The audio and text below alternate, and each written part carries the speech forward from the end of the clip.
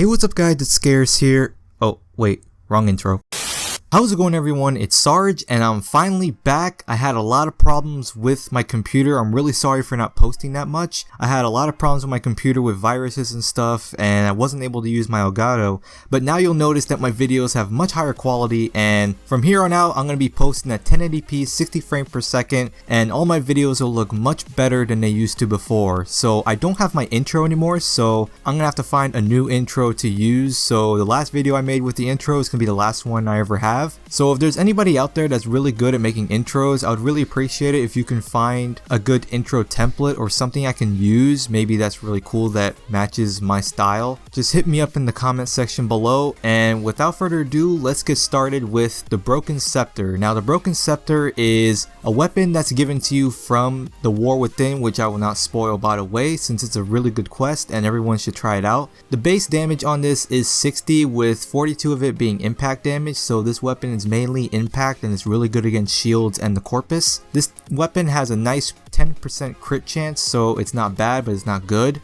It has a crit multiplier of 2.0, which doesn't really mean much with the 10% crit chance, but it does have a really good 30% status chance. So this weapon is really good at making status build weapons for corrosive, blast, anything of that sort. This weapon is a really good go-to status based weapon. Now it does have a nice 1.25 attack speed, so adding a berserker and a fury mod on this can really boost up the speed, but it will make combos for this weapon really hard to do, especially if it has to do with pausing and holding buttons down at the right time. But it will be easy for holding R2 and just spamming circle or whatever button you use for melee. So with its polarity, you're able to use Flailing Branch, which is a really nice combo string to use on this weapon. To me, it matches it perfectly compared to its other predecessor. The combos are really easy to do, and the fast speed could kind of ruin you at hitting longer combos when it comes to holding circle or even pausing, so you'll have to watch out for that part. Now some of the bad things with this weapon, it does have low puncture and slash damage, so it's not going to be really good against armor.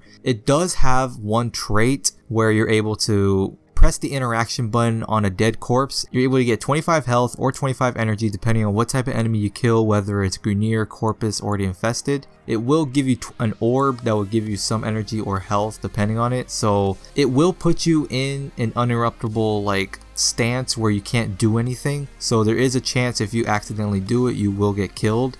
So I would be careful with that and do it during times where there's no enemies around and you just want to get some health back.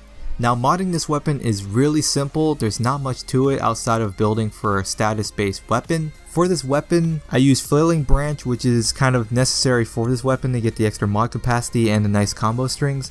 I use Fever Strike with Shocking Touch so I can get more corrosive damage. I use Virulent Scorch, Voltic Edge, and North Wind so I'm able to get blast damage and much higher status chance to go with it, up to a 66%. I could make it higher, but that's not really going to help the build that much. I use Heavy Trauma with Prime Pressure Point to get as much impact damage as I can, and I use a Fury mod so I can get as much attack speed as I can. I would use Berserker instead, but Berserker would make it go way too fast and I won't be able to do any of my combo strings when I need to. So is this weapon really endgame material? Not by a long shot. This weapon is really fun to use, but it's not really endgame material when it comes to fighting hundreds of enemies, going into the void and doing long endless missions. This weapon won't get you that far. Something like a Broken War could have probably done that, or an Orthos or a Galatine can probably do it, but not this weapon. This weapon's more of a mediocre kind of fun weapon to use, but it's by no means an endgame weapon. So when you complete the quest, level this thing up. This weapon is really fun to use and hope you guys enjoy this weapon. So I want to thank you guys for watching. Don't forget to like, favorite, and subscribe, and thank you guys for all the continued support. Peace out.